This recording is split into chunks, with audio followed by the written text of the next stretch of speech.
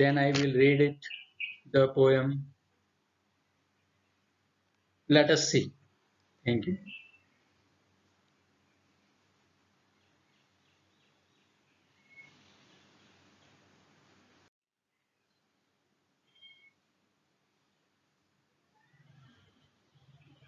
ગ્લોસરી જોઈશું, શબ્દાર્થ એના, કાવ્યના શબ્દાર્થ જોઈશું, કાવ્યમાં આવતા કેટલાક શબ્દો. પહેલો શબ્દ છે મોલ્ડ, એનો પર્યાય શબ્દ અંગ્રેજીમાં શેપ, ગુજરાતી અર્થ ઘાટ આપવો,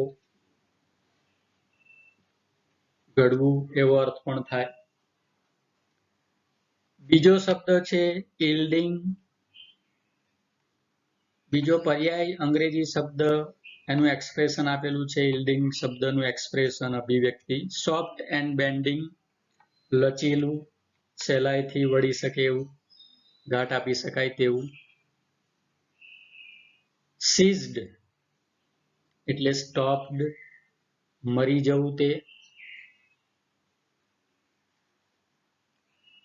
ઇનનંબરેબલ, ઇન્યુમરેબલ પણ બોલાય છે, તો કાઉન્ટલેસ એવો એનો પર્યાય શબ્દ છે, અસંખ્ય, જેની ગણતરી ના કરી શકાય તેવું.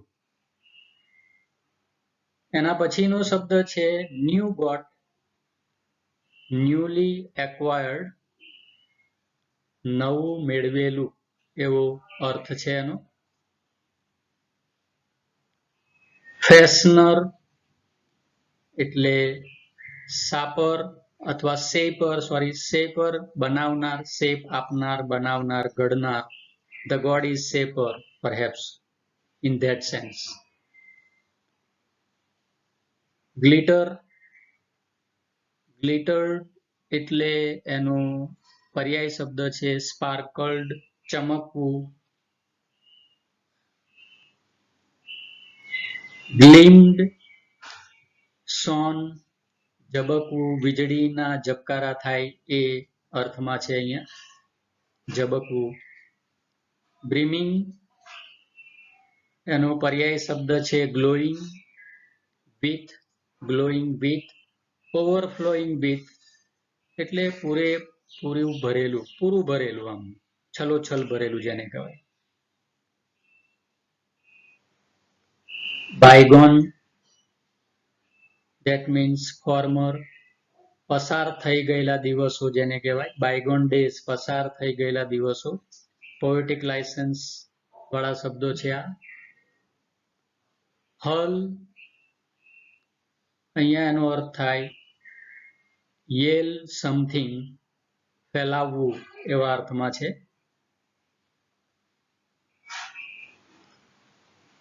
ઇન્સોલેન્સ, ડિસરિસ્પેક્ટફુલ, ગર્વ, અભિમાન જેને કહેવાય. નીલિંગ, એનો પર્યાય શબ્દ છે બોઈંગ અને ગુજરાતી અર્થ છે ઘૂંટણીએ પડવું, ઘૂંટણીએ પડવું.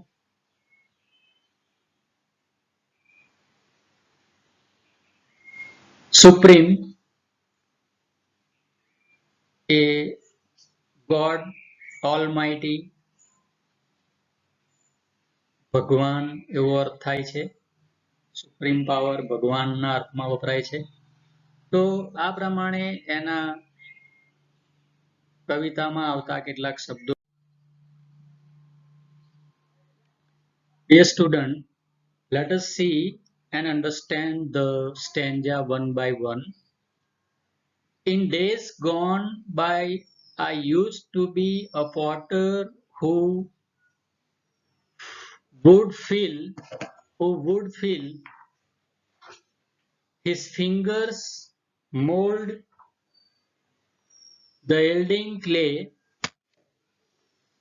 to pattern on his wheels. But now through wisdom lately won, that pride has died away. I have ceased to be the potter and have learned to be the clay. Dear student, in days gone એટલે દિવસો, ઘણા બધા દિવસો વીતી ગયા. ભૂતકાળની વાત છે. ભૂતકાળમાં હું I used to be a potter એટલે કે હું એક પોટર હતો, એક કુંભાર હતો, માટીનો ઘડનાર હતો. Who would feel his fingers mold the yielding clay? હું માટીને ઘડવાનું કામ કરતો હતો. મારી આંગળીઓ એ માટીને ઘડવાનું કામ કરતી હતી. To pattern on his wheels, ચાકડા ઉપર માટીનો લોંદો રાખીને, માટીનો એક એ રાખીને અને એ માટીને ઘડવાનું કામ હું કરતો હતો. એમાંથી હું પાત્રો બનાવતો હતો. A potter who would feel his fingers mold the yielding clay to patterns on his wheels. જુદા જુદા ઘાટ આપી શકતો હતો એ માટીમાંથી. ચાકડા ઉપર માટીને રાખીને પછી એમાં હું જુદા જુદા ઘાટ આપીને જુદા જુદા પાત્રો બનાવતો હતો માટીમાંથી. But now, through wisdom lately won, પણ સમય જતા મારામાં ડાપણ આવ્યું અને ખબર પડી that pride has died away. મારું જે ગર્વ હતો મારામાં, એ ગર્વ તો હવે મરી ચૂક્યો છે. એ ગર્વ ઉતરી ગયો છે. Pride has died away. ગર્વ ઉતરી ગયો છે અને ખબર પડી I have ceased to be the potter. હું એક પોટર જે હતો એ હું મટી ગયો છું. હવે હું પોટર નથી, ઘડવૈયો નથી, કુંભાર નથી, માટીનો ઘડનાર નથી. And have ceased to be the potter and have learned to be the clay. પરંતુ હવે હું માટી છું એવું હું શીખી લીધું છે મેં કે હું ઘડવૈયો નથી પણ ભગવાનના હાથનો ઘડાનાર એક માટી છું. હું પાત્ર બનાવનાર નથી, હું પોતે એક પાત્ર છું. માટી બનવાનું મેં શીખી લીધું છે. મારા ઉપર સુપ્રીમ પાવર છે, ભગવાન છે, એ વાતનો મને ખ્યાલ છે. બીજો સ્ટેન્જા લઈએ વિદ્યાર્થી મિત્રો. In other days I used to be a poet through whose pen. In other days એટલે ગત દિવસમાં, ભૂતકાળમાં I used to be a poet. હું એક કવિ હતો. Whose pen innumerable songs would come. મારી પેનથી મેં અસંખ્ય ગીતો લખ્યા અને એણે એ ગીતો દ્વારા શું કર્યું? To win the hearts of men. ઘણા લોકોના હૃદય જીતી લીધા. ગત વર્ષમાં હું કવિ હતો અને મારી પેનથી લખેલા ગીતોથી લોકોના દિલ જીત્યા. મારા ગીતોથી લોકોના દિલ જીત્યા. But now through new got knowledge. પરંતુ હવે મને જ્ઞાન થયું છે. Which I had not had so long. કે જેની મને અત્યાર સુધી ખબર નથી.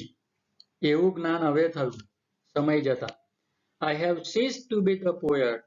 હવે હું કવિ મટી ગયો છું. હવે હું કવિ નથી રહ્યો. And I have learned to be the song. પરંતુ હવે હું પોતે ગીત છું એવું મેં જાણી લીધું છે, એવું મેં શીખી લીધું છે.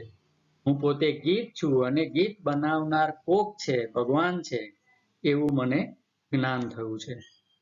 તો વિદ્યાર્થી મિત્રો, આ એક સરસ મજાની કવિતા છે જેમાં ભગવાન સર્વોપરી છે અને માણસ એ એક પામર જીવ છે એવું અહીંયા કહેવાનું એનો ડીપ મિનિંગ છે. ત્રીજો સ્ટેન્જા જોઈએ. I was a fashioner of swords in days that now are gone. એક સમય એવો હતો કે હું તલવાર બનાવતો હતો. હું કુશળ તલવાર બનાવનાર હતો, ઘડનારો હતો, એકદમ સારી તલવાર બનાવતો હતો. Which on 100 battlefields, કે જે હજારો યુદ્ધ ભૂમિઓમાં, 100 battlefields એટલે યુદ્ધ ભૂમિ, 100 એટલે હજારો, glittered and gleamed and shone કે એ તલવાર એકદમ ઝબૂકી છે, ચમકી છે અને વિજય પ્રાપ્તિનું સાધન બની છે. shining, winning. But now that I am brimming with, પરંતુ હવે મારામાં છલકાય છે ઈશ્વરની એ શાંતિ.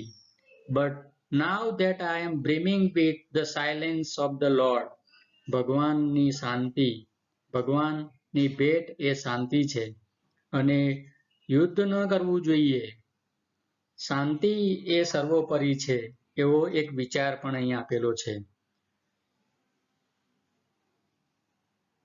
But now that I am brimming with the silence of the Lord, I have ceased to be the sword maker.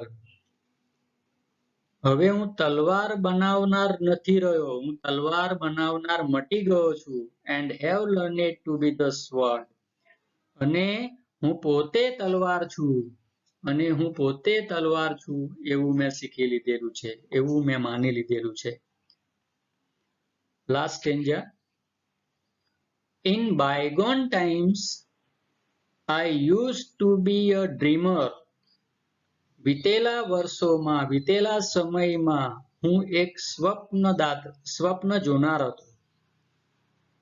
Who would hold on every side and isolations of emerald and pearl. હું સ્વપ્નમાં રાચતો રહેતો અને મારો નીલમ અને મોતીઓના માલિક હોવાનો ઘમંડ સતત ઉભરાતો રહેતો. A dreamer who would hold on every side and insolence of emerald and pearl. But now that I am kneeling, પરંતુ હવે હું ઘૂંટણીએ પડી ગયો છું. But now I am kneeling at the feet of Supreme. ભગવાનના ચરણોમાં હું પડી ગયો છું, ઘૂંટણીએ પડી ગયો છું. ભગવાનના ચરણોમાં ઘૂંટણીએ પડ્યો છું, ભગવાનના ચરણોમાં જતો રહ્યો છું અને મેં સ્વીકારી લીધું છે. I have ceased to be the dreamer. હું હવે સ્વપ્ન જોનાર નથી રહ્યો, હું સ્વપ્ન જોનાર મટી ગયો છું, હું સ્વપ્ન જોનાર નથી રહ્યો. And have learned to be the dream. પરંતુ હવે હું પોતે જ સ્વપ્ન છું અને સ્વપ્ન બનવાનું મેં શીખી લીધું છે. હું સ્વપ્ન જોનાર નથી પણ સ્વપ્ન બનવાનું મેં શીખી લીધું છે. તો વિદ્યાર્થી મિત્રો, આ એક સરસ મજાની કવિતા અહીંયા આપણે જોઈ અને અહીં આપણી કવિતા પૂર્ણ થાય છે.